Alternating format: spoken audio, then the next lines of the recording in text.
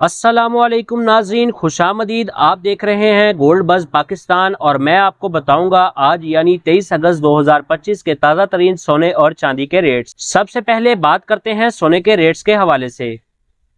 आज पाकिस्तान में 24 कैरेट सोना फी तोला 3,61,700 रुपए, 22 कैरेट सोने की कीमत 3,31,558 रुपए फी तोला, 21 कैरेट का रेट 3,16,487 रुपए फी तोला और आखिर में 18 कैरेट सोना आज 2,71,275 रुपए फी तोला रिकॉर्ड किया जा रहा है। अब बढ़ते हैं चांदी के रेट्स की तरफ।